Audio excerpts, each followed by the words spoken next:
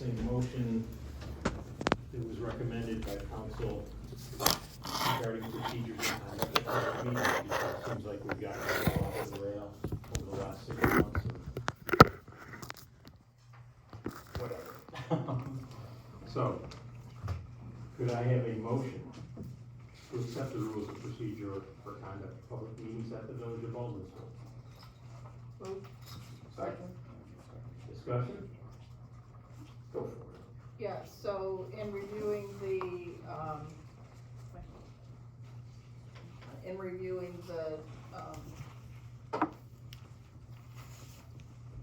The motion? motion, yeah. Under number 3, I noticed that it, when asking a person is coming up, that it just asks them to state his or her name and if appropriate, what group affiliation, they were representing. We would just like to ask that they, if they are a village resident, they also indicate what street they live on. Don't necessarily need the house number, because I think that people's privacy is important these days, so at least what street you live on, so we can identify the area that you live in. So other than that change, I don't know if anybody else had any other comments? So if somebody's coming to here, say representing a community, organization, they can't just announce themselves as that person's name, not say where they live? Yes. Yes, they They can't, okay. Correct. I did it incorrectly, Mary Ann, a couple weeks ago. Yeah, so if you're representing an organization, you just identify that organization. If you are coming as a resident of the village, we'd like to know what street you live on. All in favor? Aye. Opposed? Carried. I have a motion approving the village board meeting minutes from April 18th, 2024. Second. Any additions, corrections? Hearing none, all in favor? Aye. Carried.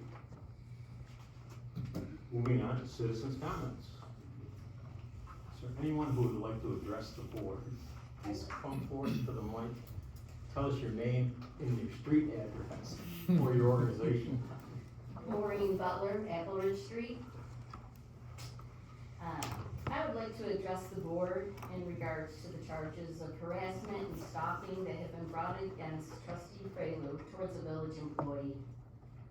Honestly, I assume that someone who supposedly cared so much for this community would have done the right thing and resigned from this privileged position. But since this wasn't the case, I am here to request that the board ask for her to step down, or at the very least, put her on a leave of absence until the court determination. I feel that it is a distraction for her to be sitting up there, and I do not want her to have voting privileges and be able to make decisions for me or other village residents. She should not have the privilege to serve our community while this case is pending. Thank you.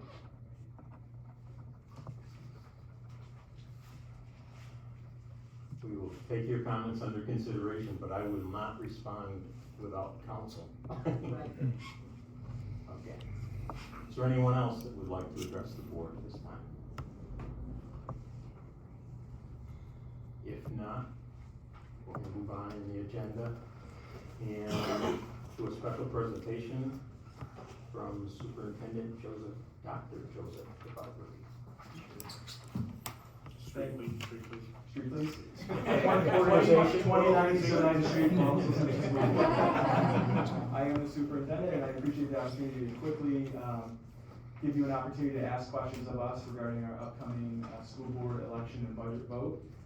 We are proposing on May 21st, 2024, voting from 6 to 9 p.m., a just over $135 million budget. And what I would like to highlight for you this evening and those in the public, we do have a public hearing scheduled for Monday, May 13th at our transportation center, just off of Loop Road, West Century Road. And want to highlight some of the information that we think is important for our community to know. We're very excited about the fact that, recently Syracuse.com posted information about graduation rates within the Central New York region, and Baldwinsville Central School District, number 2 on that list with a 96% graduation rate. I think what else is important to highlight is the fact that we have one of the lowest costs per pupil out of all of the schools within the Central New York region. So I think that speaks to the fact that we're doing a high quality job of, being responsive to our community and making sure that we're fiscally responsive, but at the same time providing quality of education that we're providing for our students with all of the opportunities that we have for students to participate in extracurricular activities, to fine and performing arts, music, etc. So we're excited that this year's budget maintains all of our programs. This year we focus on enhancing safety and security. We've added an additional SRO thanks to the collaboration and cooperation with Village and the Baldwinsville Police Department, and our community's been supportive of that. We've added safety features with threat detection systems in all of our buildings. We're in the implementation phase right now for Durgee, Ray, and our elementary schools. So by the end of the school year, we will have those systems in place. They just arrived early this week. We've been piloting with Mr. Benton's help. Most of the work at the high school, it's been quite well received. People feel safer, and definitely with our SRO support, we feel like we're doing a quality job. So our budget maintains all of those services and supports. What we're most excited about is that the overall percentage of our budget, $106 million of that, or just over 78.65%, is focused on students. So we're required to present the budget in 3 parts: program, administrative, and capital components. And as one would expect, if you're doing the right things, the largest component of that budget should be focused on students, and that's what that area of our budget centers on. So we're pleased with the fact that we're adding programs. Some of the programs we have added this year in the athletic realm, the girls flag football, which they're having a remarkable season. Right now, I don't want to jinx them, they're undefeated and heading into the sectional play here soon, and we're very excited about that, and it's a great activity for our students. We've also added girls wrestling this year, and they had a great first go this year. And then last but not least, the addition of our instrument program at our elementary level for grades 3, 4, and 5. When we purchased through OCM BOCES, we're able to generate aid back on those instrument purchases, which is going to help us to continue that momentum moving forward, and students will be carrying those instruments forward when they're at the middle school. So eventually, the hope is that we will see all of our students, if they need an instrument and they want to participate in our strings or instrumental band program, they will have access. And we know that when students are connected to our fine and performing arts, that we see an increase in academic performance.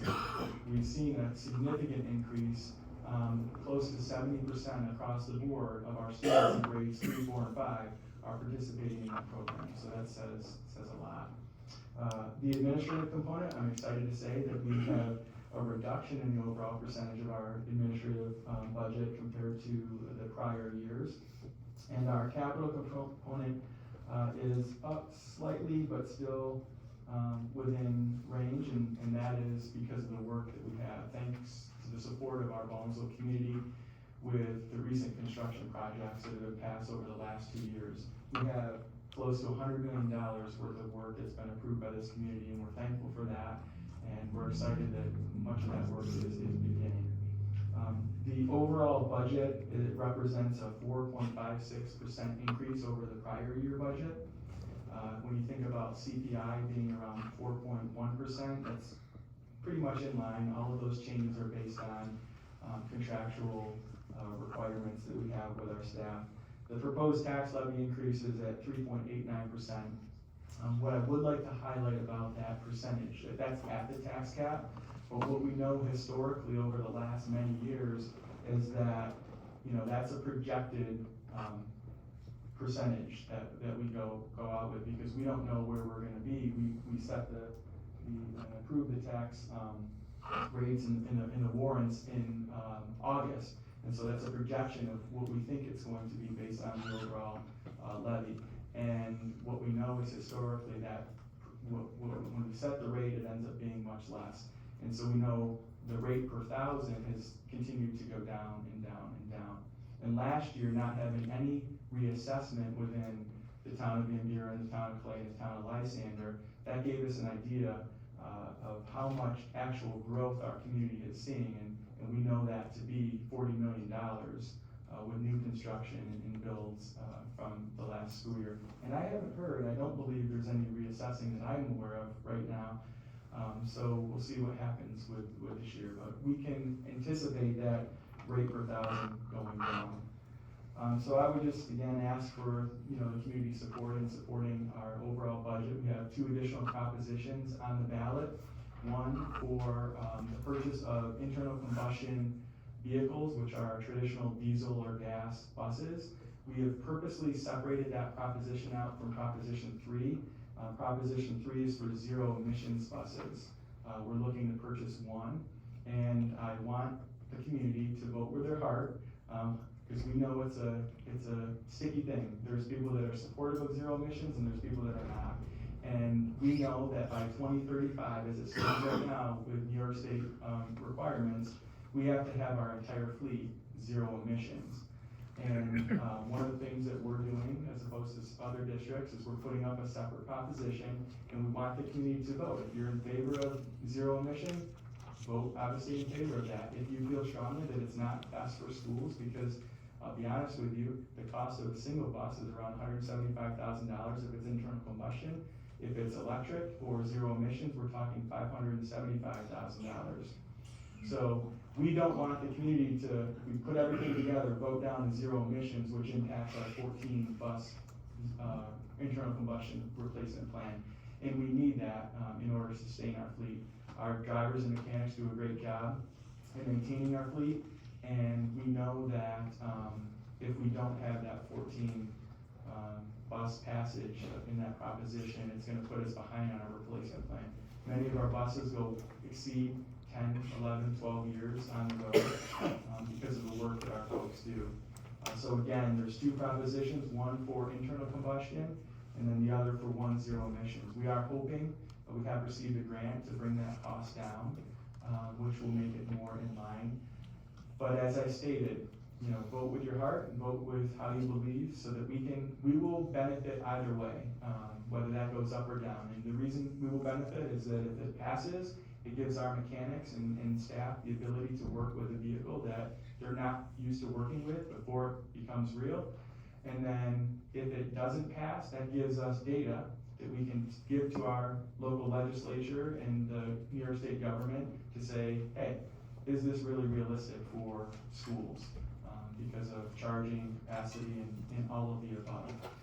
So I would just ask, again, for support, mainly in Proposition 1 and 2, and however you feel in Proposition 3, but I would open it up if you have any specific questions, and just thank you for the cooperation that we have had with the support of the police department over the last several years. Are all the student transport vehicles big buses? They are all big buses. We have shifted to even the special needs, or what we would categorize for students with disabilities. Those are the larger chassis. They're not the So even the zero emission ones? Even the zero emission it's a large vehicle. Yeah, it weighs a lot more than a traditional internal combustion, and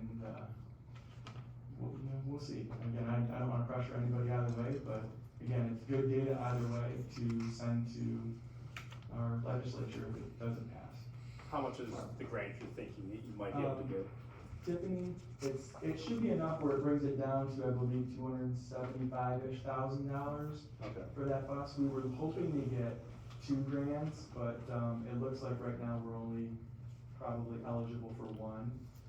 And there's still a lot of questions regarding zero emissions because of the fact of, right now we get aid on the internal combustion over the course of 5 years. So that $2.6 million worth of internal combustion vehicles really amounts to, like a $40,000 yearly cost over that 5 years because of transportation aid and what we get back. So it's not not significant, but when you look at the zero emissions, they're looking at, you know, it's just not the same. The as state's far not as- giving the same aid for that. No. No. And it's a But lot also of period of demanding time. you to go in that direction right now. Correct. Okay. Yep. You have the infrastructure, charging stations. and all We that do have stuff. we do have a charging station at the transportation center, but we would not have the ability to, house an entire fleet right now, even with all the work that we've done. The benefit that we have compared to other school districts is that we're in an industrial park, so we know that the power is sufficient, because we've done some studies. But we do have the ability, that does include the additional hookups, with the bus for the charging at $575,000. As you can see by the proposition, it's inclusive of the furnishings, fixtures, and equipment necessary to operate that. Do that for free. If you have questions for me? Any board have any questions? Thank you very much. Again, I appreciate your support, thank you. Thank you. Moving on to our next special presentation from Dan Birchall about the Beeville Diner Car Show. Hey, how are you? Hi, Dan. Just wanted to say thanks for the time, and, you know, the car show is something that's taken place at the diner for years now. And I think it's a great community event, you know. We get people from all over coming together, congregating out in the square there. And, from everything I know from what Jim has kind of passed on to me is, that it's a great event for the community, and, I think that's what the square was, you know, intended for, to be used for things like this. So we, you know, the last year and prior years, we've always asked to block off some of the parking so that the, you know, these classic cars have room to open their doors, without getting dinged. They're very, particular about that. We asked them to block the parking, to have use of the square for 3 to 4 hours, on Thursday nights, so that all the classic car lovers can park out there and get together and have a good time. Do you remember what we blocked off last year? Was Yes, it sir. the interior parking against the square? Yes, sir. Or The inner L, Okay. the inside L, I think that was how it was described, So and, both sides of that driving lane. we only use the parking signs on the inside part, Okay. not both sides. When there were busy nights, the cars would take over other areas, but really, we only blocked out Okay. the inside part of the That's L. what I was thinking, yeah. Chuck, if Dan saw growth right away, could we open the gates and put them on the pavers also? Or not? They usually use that anyways, so lots of times they'll put a food truck down there or whatever they do, but we can open those, yes. The diner puts a food truck down there? Well, there has been, on some of the car Oh, shows. We don't have a food truck, if you do, Okay. it's news to me. Yeah, That's WT. They had talked about that when they originally did, but I think the majority of it was probably the farmer's market, but we can, and they've used that in the past. I mean, before your time, they've used that in the past. We didn't use it last year, there were a couple times we got pretty full, where we, you know, maybe could have opened it up, and I know Chuck said we needed to, we could, but, we didn't get to that point last year, the most was 80 cars, I think. So just keep that in mind as Okay, an option. yeah, that'd be great. Same hours as last year? I think we listed from 4 o'clock until 8 o'clock on the application, and we're skipping the Thursday of Memorial Day, because there's, the parade. Oh, that's what I was gonna ask. This is Thursday? Yes, sir. Guess we won't ever go. We do a special one in a different night. As, I was just thinking, 4th of July, I think is on a Thursday as well this year, Okay, so would you? that's a great question. I didn't think about the 4th. I probably would set it up because the car show guys they're out there right now. There's probably 10 to 12 cars there right now. They're gonna show up either way, so I'll probably set up and have the music, you know, for them for the 4th as well, unless you don't think that we should really open to that. I was just thinking that's the one day we may be able to go. There we go. Because we canceled our board meeting then, that week. so. Very good. Wish you the best of luck. All right, I appreciate it, so thank you. Okay, moving on to trustees' comments. Start with Don, because I think you have something to say. Yes, I just want to report that on April 22nd, I met with Senator Rachel May's legislative assistant. Senator May could not attend herself because she was at the funeral for the fallen officers. And I discussed with him our various concerns about pedestrian safety in the village of Baldwinsville, including at the Four Corners and at select crosswalks. And I passed on to him Chief Leffencheck's suggestions for modification of the lights at the Four Corners in order to make it safer, easier, more comfortable, and quicker for pedestrians to get across that intersection. And also installation of flashing beacons at select crosswalks within the village. And he was very, very receptive and wants to work out a strategy for putting pressure on the DOT to take action. We know it's not going to be easy. But you know, they really want to get something done for us on this, and hopefully I'll be able to meet with the senator herself sometime in the next few weeks and keep this ball rolling. I have nothing else to add. I'll stick with the agenda. I actually have a few things. I know for you have change. some. No. I'd like to add, item C under new business. It's a motion to appoint Renee McMonagle to the position of neighborhood advisor / outreach worker at Canton Woods with an effective date of May 6th, 2024 at $20 per hour. Also, I just wanted to let everybody know about our Memorial Day Parade, which will be happening on Thursday, May 30th, beginning at 5:45 p.m.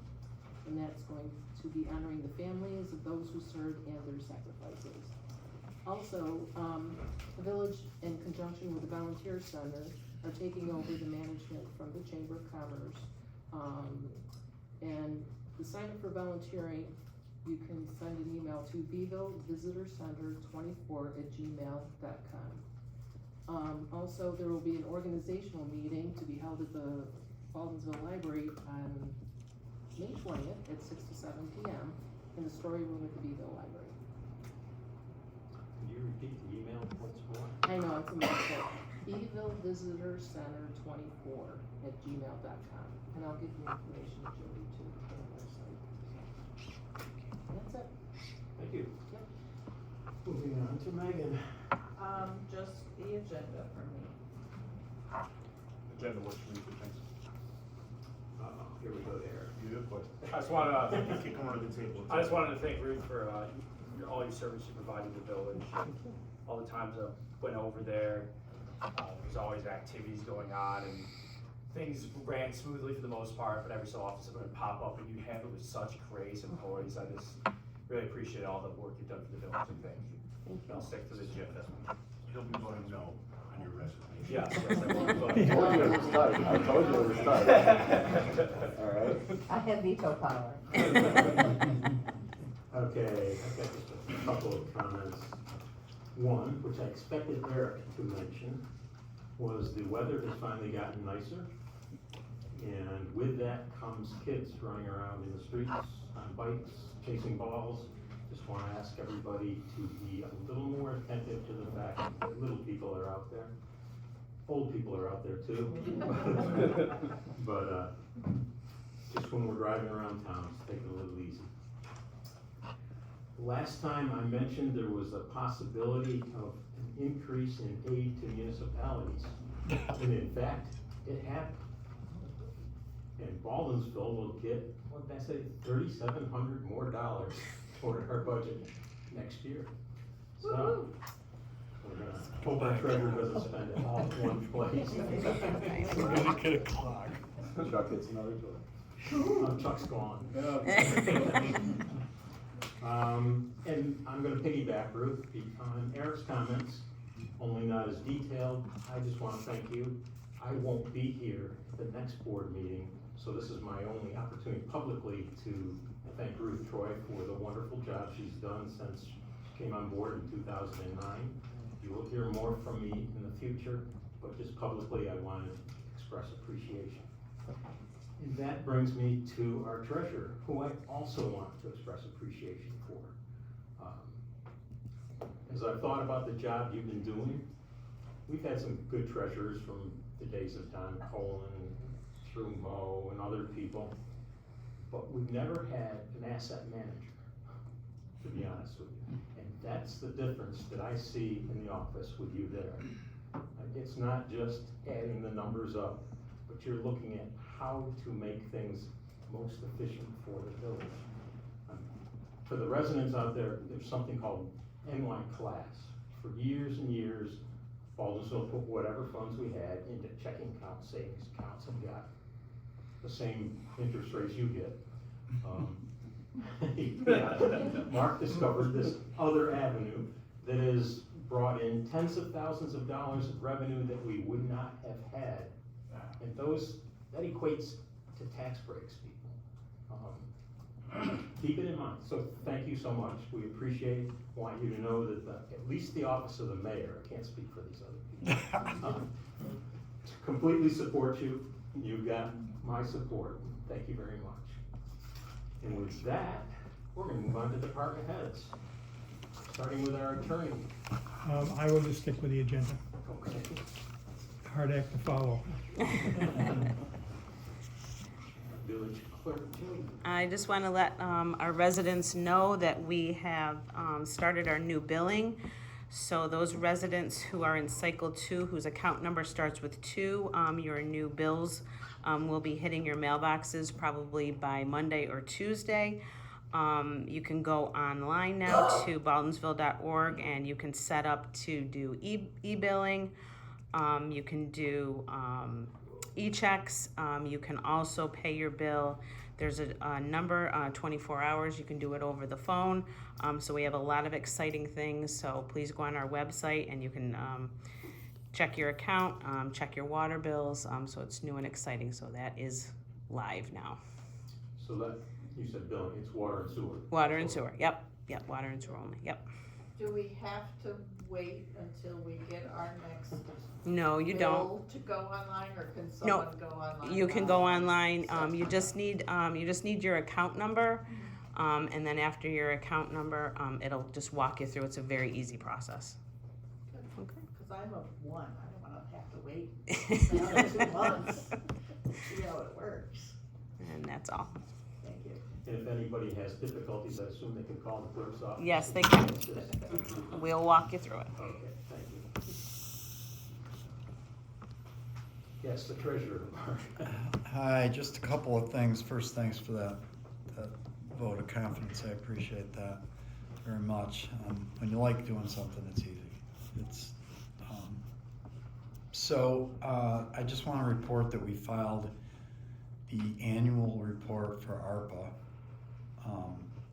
from the federal government. Filed that with the Treasury by April 30th, which was on time.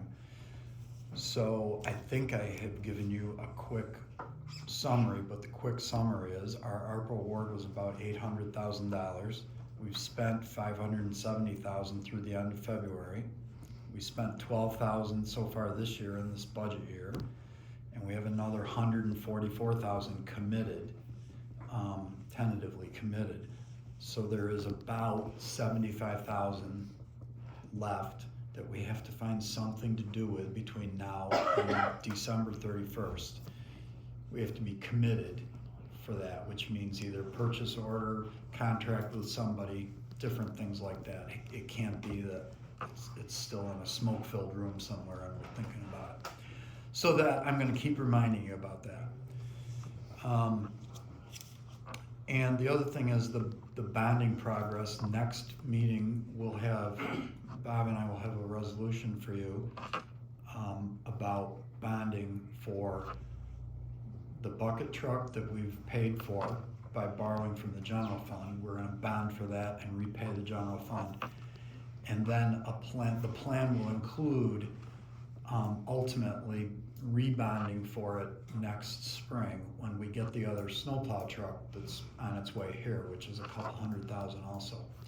So I think the strategy is not to bond until the next budget year, the 25-26 budget year, which would then make it so we wouldn't have to make a payment until 26-27, which would be nice. And but the deal is we've pretty much replaced 3 significant capital assets now to the tune of a little over $500,000. brought those things forward. And I think now we take a step back and take a breath, and we'll look at what else Chuck's got going on up there, and probably plan for a next wave of things that might be another year or two out. But there's still some need that has to happen for the village equipment and for the folks who run it, you know, safety wise and things like that. So, but on track for next meeting to bond for that. And other than that, just the agenda. Question. The ARPA money that we already said we're gonna spend, does that include the ballistic shields, or does that not include? It does not. That has not really been presented or discussed, other than I think Chief Leffencheck and I had a casual conversation about it.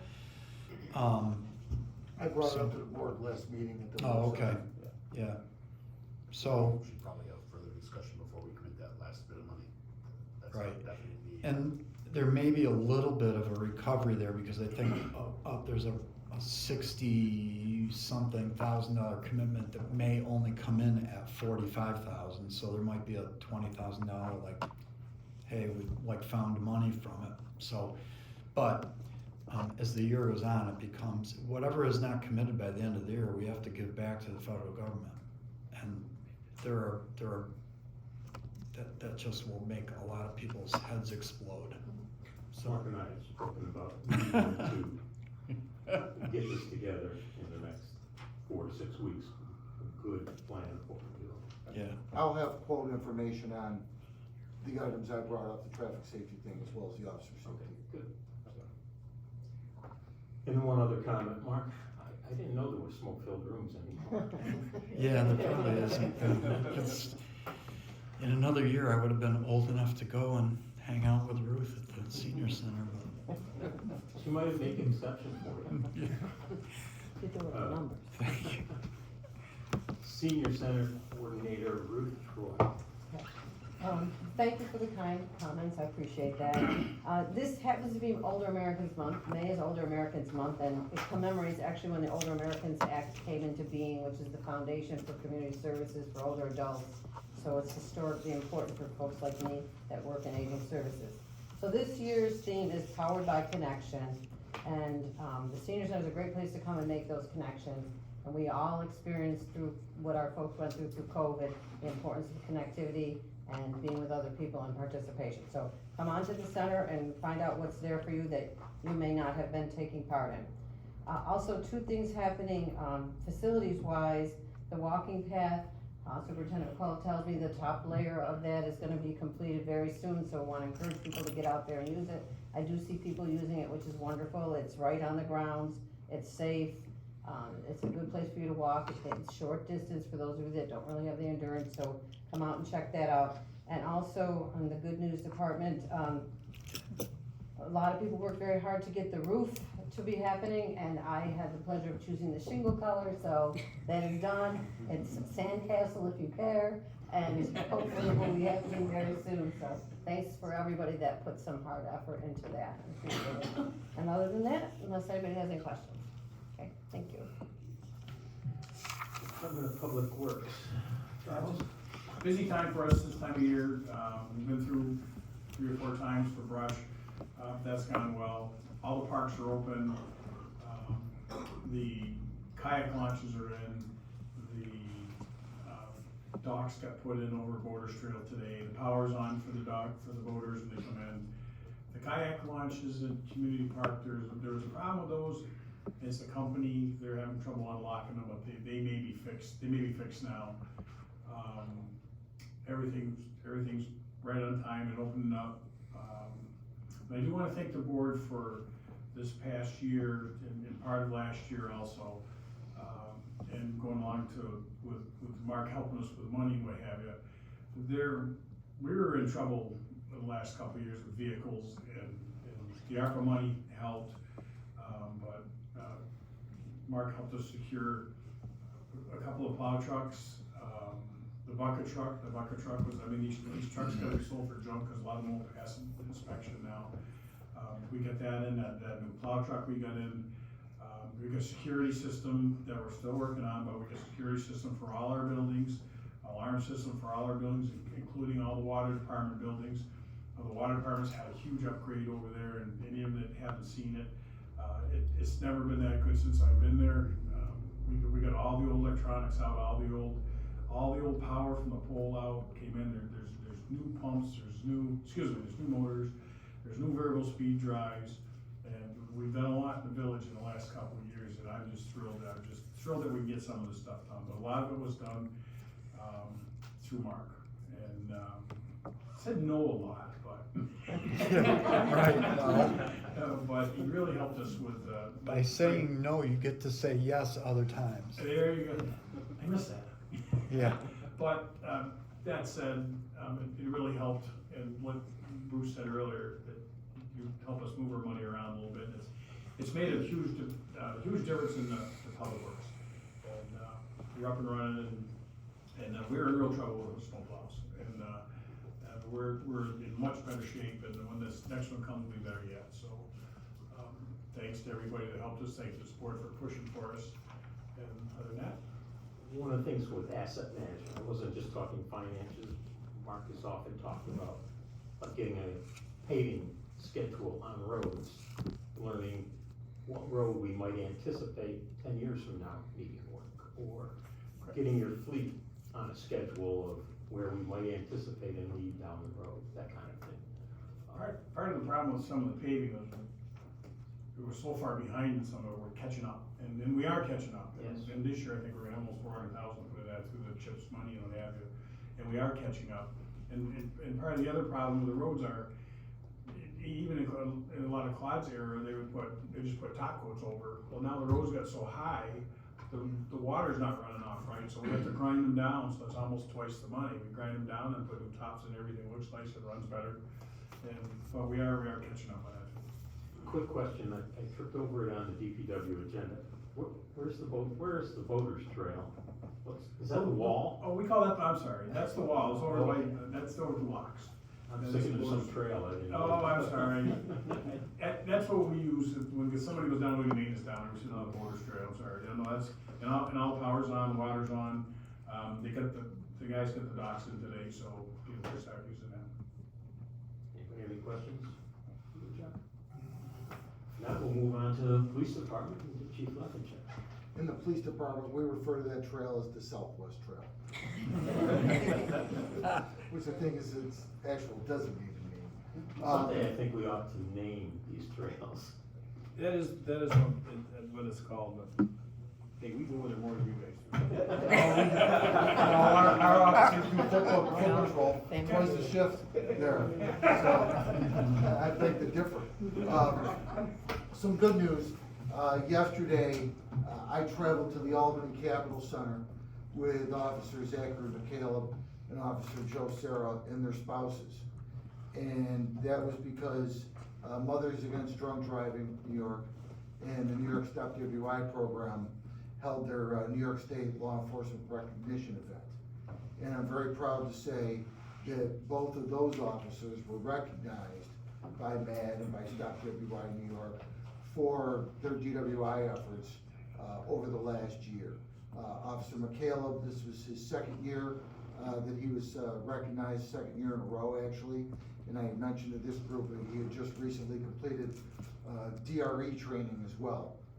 Very difficult, very select group of officers around the state that have completed this. I think they mentioned about 500, which is less than 1% of the officers across the state that are certified in that.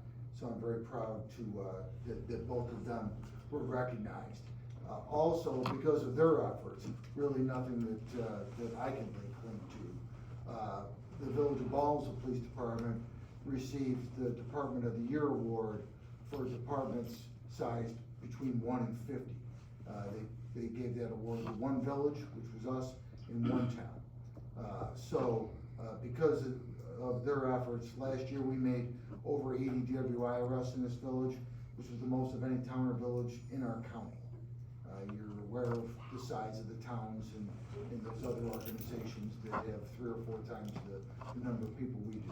So I commend those two officers, and I will certainly bring them here to recognize them in a future meeting by this board for their efforts and their commitment to keeping the roadways of our village, and the people that utilize them, both vehicular and pedestrian, safe.